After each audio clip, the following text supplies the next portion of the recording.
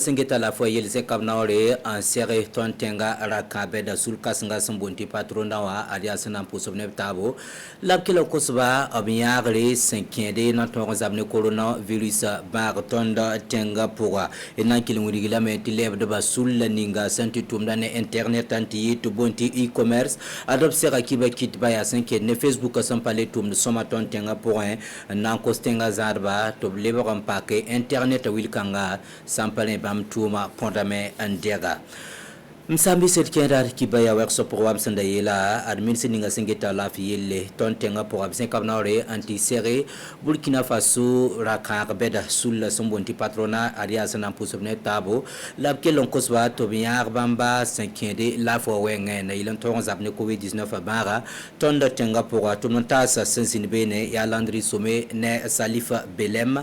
pam penra la fo minute nanti kilba professeur Chalmaya Wedraogo pipi el poso la yum pala wa otonwa wana tar nele ko la fini sunuro wana kelen kiti Burkina Faso kelem pam la fi atenga gan bane ba me ketin tum luktuma akti pompe mpam keton vinitaba et ne lord pore dara ton so haniba covid bara wenga yam la hanne ti covid handa kan keton tenga opérateur économique rama awra tigmataba na son gouvernement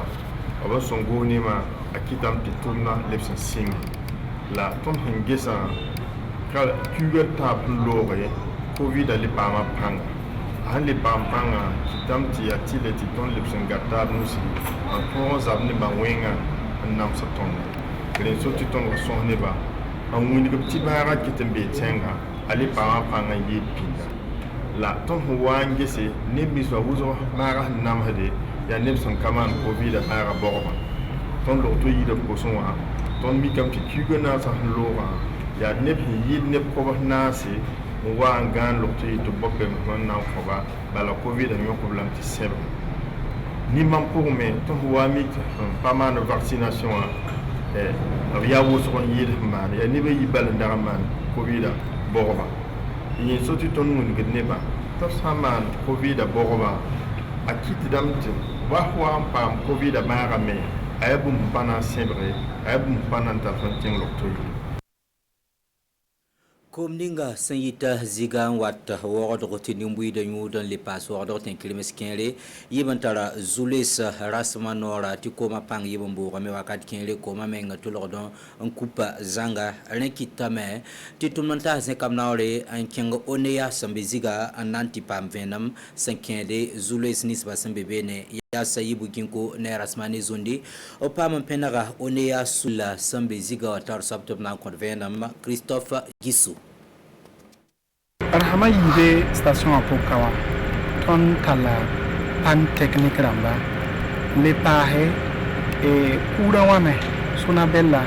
dimaha kupa men pose la ton groupe rama hambe kawa a patwe ndik ton station apanga fazane kura han kupe donc ya groupe rama hanzem he na yi ti kura han kupe bayra ko hande bawa la hawa pose haya ton me pangale boda beautiful den chiti di quartier pedaba get into pression a bi ko ma men panin pawate ayib bo tib saba pan technique rama nindare semenda poka ton moteur kompor ko ma tit kan chen wora anyora haya ya mas équipe machine ya bedle a vikri fan nana lugulgo melikata tawso le passé haya problème kitap ton hindabilité amme comprendre tala pandamba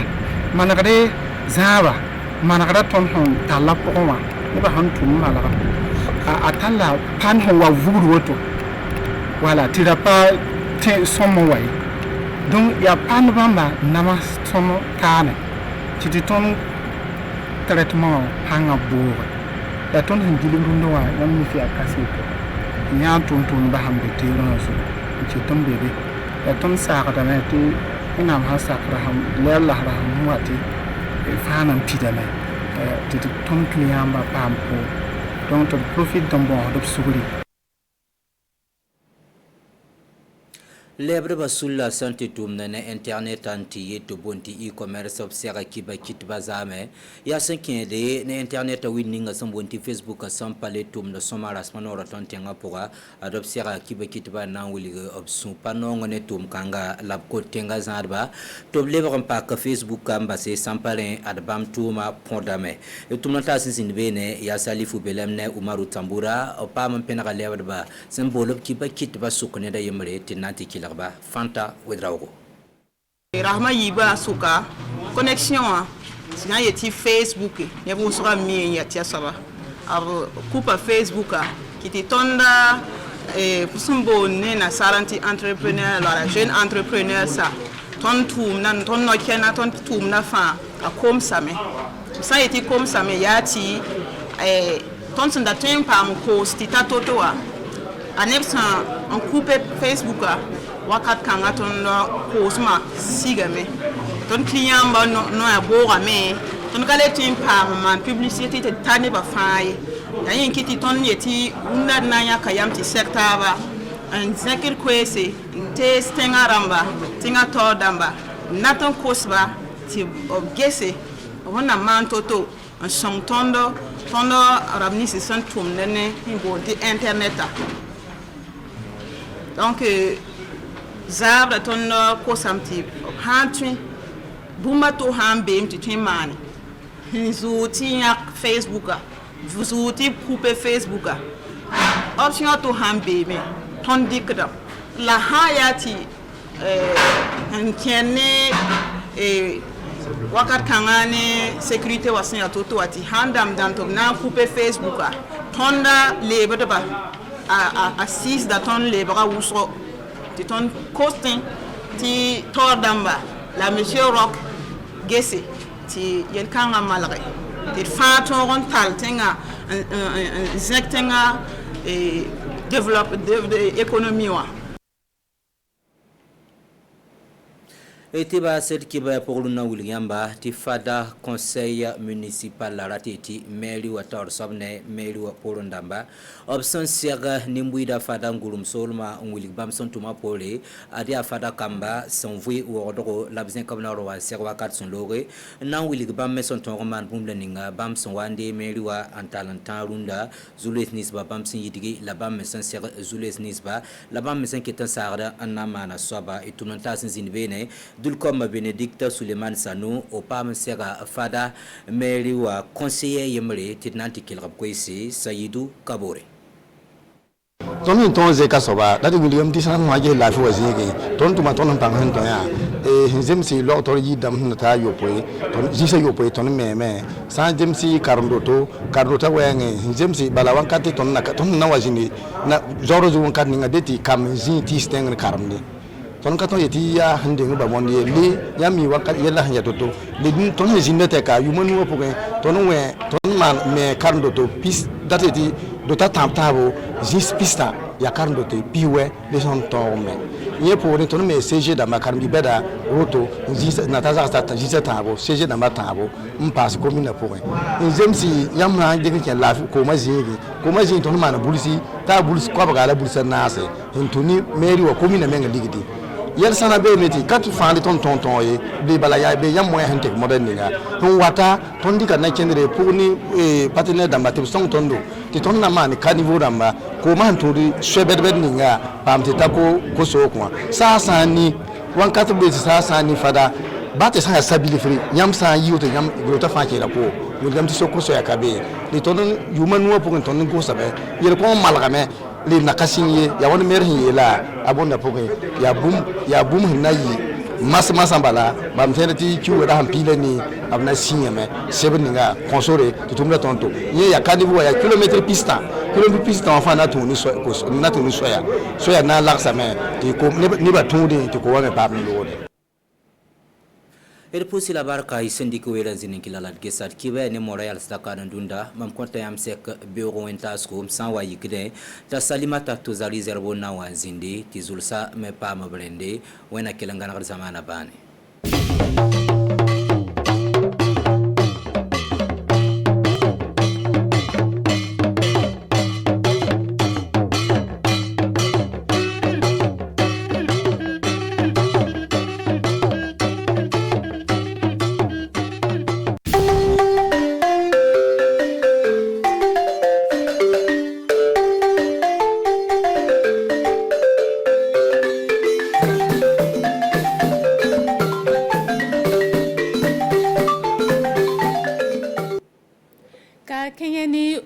Ala ka barakɛ yɔrɔ min yɛrɛ bɛ sɔrɔ Ziga maraw yɛrɛ kɔnɔ o baarakɛminɛnw yɛrɛ cɛnko senfɛ o tun ye wongola kɛ ka se ka maaw ladɔnniya ka taa jitigɛ koɲɛw yɛrɛ kan o sabubuyara kɔni o baarakɛla dɔw y'o senfa ka se kunu ka taa filɛli kɛ baaraw bɛ tɛmɛna cogo min na an bɛ segin ka na o kan Bobo Julaso mara lafana an ka baarakɛ ɲɔgɔn minnu b'u ye olu tu sera Cascade mara la ka sababuya kɛ kalandi ye o min bɛ labɛnna ka di maaw ma minnu bɛ baara kɛ ka taa denmisɛnninw ka joko ale n'u ka baarakoɲɛw sabati koɲan yɛrɛ sen kan an bɛ segin ka na o fana kan an ka kibaruyaw kɔnɔ Faso Télévision kanubagaw aw ni wula aw danse an ka kibaruyaw la an y'a fɔ cogoya min na cikɛda an b'an ka bi ka kibaruyaw daminɛ sisan ka aw ladɔnniya kɔni ko cikɛdaba min yɛrɛ sigini bɛ n'o ye jɛkuluba ye n'o bɛ baara kɛ ka taa farafinna tilebeyanfanw ka wariko koɲɛw fan fɛ n'o lasurunya bɛ wele ko UEMOA olu y'o ka san ɲɔgɔn ye 7nan yɛrɛ sigi o ɲɔgɔn ye min yɛrɛ kɛra ka jateminɛw yɛrɛ kɛ ka taa o ka baaraw yɛrɛ kan ale ni u bɛna yɛlɛmani don ka taa o ka baarasenw yɛrɛ senfɛ cogoya min na ni ɲɔgɔn ye ban kɔni sigira kunu Wagadugu an fɛ yan Burkina Faso jamana kɔnɔ ka taa o ka baaraw labɛn cogoya yɛrɛ kan ka baarakɛ ɲɔgɔn kun taara o kɛnɛ kan o ye Jean-Eudes Bayala ani Roseline Ouattara fo min mari ye y'o labɛn an ye UEMOA ka cɛkɛbolo y'o ka hakili jagabɔ latigɛ ni san kɔnɔna na o ka laɲini ye ka se ka baaraw kɛ baara min bɛna se ka nafa don kosɛbɛ u ka tɔnboloba kɔnɔ baarabolo misɛn minnu bɛ yen o ye hakilina sigi ka filɛ cogo minɛ a bɛna se ka dugulenw dɛmɛ kosɛbɛ jamana minnu sigini bɛ nin tɔnbolo nin na olu y'a yira ko sɔrɔ fana coronavirus kɛra sababu ye ka nagasili don ani jamana lakanda ko fan ale fana kɛra gɛlɛya wɛrɛ ye o de kosɔn o hakilina na o bɛna se ka filɛ lon nataw la fɛɛrɛ kura minnu kan ka se ka bila sen kan faamuyali bɛrɛ ka sɔrɔ ka taa u ka baaraw sigi ko fan na UEMOA ka tɔnbolo ni tun kɔnna ka nin di baaradamaniw ma minnu bɛ kɛ fanga ka sɔrɔ u ka baaraw senkɔrɔ nka wale minnu latigɛla Burkina Faso jamana kɔnɔ ni tɔnbolo nin na ale kɛla dusufata ye hali n'o k'a dɔn ko degun dɔɔni bɛ sɔrɔ ka taa jamana lakanda ko fan na ale ni kɛnɛya bolo la an y'a fɔ an ka kibaruya kunbaw kɔnɔ cogoya min na Cascade mara la n'o ye banfɔra fanfɛlaw yɛrɛ ye jɛkuluba min kɔni sigini b'an ka jamana kɔnɔ n'o bɛ baara kɛ ka taa denmisɛnw ka koɲɛw fanfɛ yɛrɛ olu ye kalandi labɛn ka se k'o lase maaw ma minnu bɛ sɔrɔ o mara in yɛrɛ kɔnɔ n'o bɛ baara kɛ ka taa denmisɛnninw ka joko koɲɛw yɛrɛ kan o baaraw kɔni ka taa jɛkulu koɲɛ kan baara bolo min bɛ nana latigɛ kabi san 2020 ka taa a kuncɛ san 2022 ni kɔnɔ yɛrɛ ni ɲɔgɔn ye kalandi ninnu kun kɔnti dɔwɛrɛ ye ka se ka denmisɛnninw yɛrɛ jate ta fana jamana ka yiriwali fɛrɛ nataw yɛrɛ la an ka baarakɛ ɲɔgɔn minnu kun b'o ni ɲɔgɔn ye ale ni ya kalandi ko dayɛlɛ kɛnɛ kan o ye Afsatu Bokum ani Kasum Miloko o bɔra Cascade commune kɔnɔ ka cɛkɛda min bi denmisɛnw ka jo lakanda an ka jamana kɔnɔ olu ka welelikan jaabi olu min bi fɛ ka Burkina Faso gouvernement ka yeta sɛmɛntiya min ye denmisɛnw ka jati ka fɔ da u ka baaralatigɛ nafolo kɔnɔ min b'a to o ka dɛmɛ don fɛn mun bɛɛ bi denmisɛnw ka ɲɛtaga ani o ka yiriwari bolo fanfɛla ra a ka kan an minnu ye maire ye an minnu bɛ collectivité ka président ye an ka baaradaw ra an ka se ka baaraw ladon minnu bɛ se ka ɲɛsin denmisɛnninw ma directement parce que denmisɛnninw nafa ka bon a ka kan n'a bɛ nana ka budget kɛ budget kɔnɔ a b'a yira k'a fɔ a kan ka nin fɛn kɛ min bɛ se ka kɛ sababu ye ka denmisɛnnin fana ka nafa ɲɛtaga di denmisɛnninw ma o kunnafoni fɛlen bɛna ba sigi sigiyɔrɔma 4 de kan ka tintin denmisɛnw ka jo fɛɛrɛdabolo kan a b'a lɔn denmisɛn ka nafa premier wajibi lo n'a wolora a ka kan ni wolosɛbɛ ye ale ye collectivité ka baara ye donc wajibi lo an fana ka se ka état civil renforcer pour que ka se ka droit de l'enfant déjà commencer ka baara kɛ o yɔrɔ la ale tɛmɛnen kɔ ko wɛrɛw bɛ yen kalansiraw fɛ a b'a lɔn denmisɛnw ka ɲi ka taa école la denmisɛnw ka ɲi ka ko caman kɛ a ka kan n'a bɛ budget kɛra a bɛ hakili to yɔrɔ ninnu na pour que au moins formation ka se ka di denmisɛnninw jeunes denmisɛnw ma moins de 17 ans ninnu pour que en fait a ka se ka kɛ nafa ye o ma mais n'a tɛ foyi kɛ o ye n'a ma foyi labɛn a tɛ se ka foyi kɛ. Burkina Faso gouvernement ye baaradabolo dɔw bila sen kan ka ɲasin denmisɛnw ka jo fanfɛ baara min ka ɲi ka latigɛ san 4 kɔnɔ. Ni kumaɲɔgɔnya labɛnbagaw ye waleɲumandɔn lase GIZ projet lasigidenw ma, olugu min cɛsirilen lo ka denmisɛnw ka jo lakanda an ka jamana kɔnɔ. An bɛ taa kibaraw ye ɲɛ ka aw ladɔnniya kɔni ko a kalo kelen ye sisan min yɛrɛ ye ONEA ka cikɛda olu kɔntu ye wɔngola kɛ ka yira k'a fɔ ko jitigɛ minnu bɛ kɛra ka caya Wagadugu Kobeda ani a dafɛ dugu yɛrɛ kɔnɔ ko o sen kun bɔra kɔni o ka baarakɛminɛn dɔw cɛnko senfɛ minnu yɛrɛ bɛ sɔrɔ Ziga ka ONEA ka cikɛda la. O sababuyara kunun kɔni ka sankura kalo tile 18 lona ONEA baarakɛla dɔw bɔra ka o senfa ka taga o Ziga ka baara yɔrɔ la ka filɛli kɛ baarakɛminɛn minnu bɛ dilanna o yɔrɔ la o baaraw bɛ tɛmɛna cogo jumɛn na an ka baarakɛɲɔgɔn minnu sera n'o ye o yɔrɔ la o ye Rasmane Zundi ani Sayibu Ginko Sunkalo Watara y'o labɛn ye. Kabini tile damani dego caman bɛ ka taa Wagadugu ka ji sɔrɔ ko fanfɛ min ayiwa a baara ko fanfɛ Gwaso kɔnɔna na o yɛrɛ k'a fɔ ko ji saniya tɛ sera tuguni ayiwa Gwaso mɔgɔw ma tuguni o de kosɔn don min ye ji ɲɛmɔgɔ ye ONEA olu ye kibaradilaw wele ka se ka taama bila o senkɔrɔ ka se ka taa ɲɛ da ayiwa baraziba min sigi no ayiwa Wagadugu bɔda fanfɛla la min ye Ziga ani Ziga do la o ka se ka taa filɛ o yɔrɔ la ayiwa ji bɛ labɛn ka se ka ferekete ka se ka jɛnsɛn ka na Wagadugu kɔnɔna na don sanu bɛ kɛ don o baraji ni a bɛ labɛn fɔlɔ ayiwa ka n'a labɛnna ka ɲɛ o bɛ se k'o firi ayiwa ji tɛmɛsiraw la jango ka se Wagadugudenw ma nga ala ni degu bolo do ani fiye mun yo sɔrɔ ka ɲɛsin ka taa o kɛra sababu ka se ka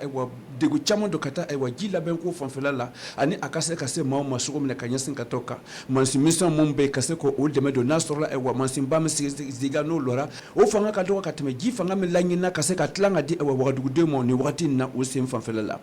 o la kɛ do u b'a lera k'a fɔ o baara kɛra o sen fanfɛla la ka se ka taa o yɔrɔ fanfɛ jango min ji sannikɛbagaw ye o ji baarakɛlaw ka se ka wasa sɔrɔ cogo min ka ɲɛsin ka taa kan o degunu bɛɛ y'a kɛ o ye kɔrɔsili sɔrɔ ka ji tɛ sera dɔw fɛ ani kin dɔra wa ji bɛ nana cogo dɔrɔn ko a saniya tɛ ka ɲɛsin ka taa kan kabini lon tora don baarasenw bɛ kɛra ka se ka fili degu mun bɛ o ka se ka kunkɔrɔta sɔrɔ la jango ka se ka to olu ONEA ɲɛmɔgɔ ko a bɛ yafaman dari a ka sannikɛlaw bɛɛ kelen-kelen bɛ lajɛlen fɛ ko baara bɛ kɛra degu mun y'o sɔrɔ o nɔ tɛ o b'a laɲina jango ka se ka wuli ka bɔ yen lon nataw la o b'o laɲina wa k'a ka baarakɛdenw bɛ sen kan ka se ka deguba mun bɛ o ka se ka labɔ ka ɲɛ jango a nafa ka se Wagadugu kan mun bɛ baara kɛ n'o ka ji ye.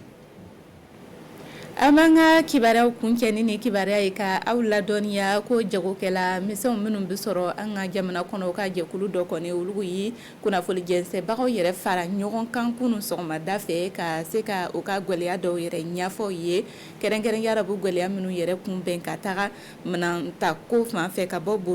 bɔ Togo kana Burkina Faso jamana yɛrɛ kɔnɔ o sababu yara kɔni o jagokɛla misɛnw kɔni a yira ka fɔ ko ni ɲa mana sɔrɔ o koɲɛw yɛrɛ la kɔni o ka minɛnw sɔngɔ ka teli ka yɛlɛ lon nataw la an ka baarakɛɲɔgɔn mun kunbu ni ɲɔgɔn ye kɛnɛ kan o ye Suleman Sanu ani Sunkalo Watara. Jɔkulu min tɔgɔ ko groupement des petits commerçants de Wagadugu o ye jagokɛla misɛnw ka jɔkulu ye olu ye laɲini ka ɲɛsin ka taa ko feerefeere latigɛ ka ɲɛsin ka taa ka donta min sigilen bɛ Burkina Faso ani Togo ka min ye jibaraso kɔnɔ an b'a wele ko port kɔnɔna ka se ka taa o ka sanni feerew ta o yɔrɔ fanfɛla la o yɛrɛ k'a fɔ ko o labɛn tɛ ka ɲɛ sabu dege caman bɛ o ni ɲɔgɔn cɛ ka ɲɛsin ka taa kan o la y'a kɛ kibarudilaw wele k'a di ka se ka kunnafoni di fasodenw bɛɛ lajɛlen ma o ka se ka kɛ seere ko n'a y'a ye fɛn sɔngɔ bɛ yɛlɛ o sababuya sɔrɔla ka bɔ o yɔrɔ la o sen fanfɛla doni ta kun fanfɛla la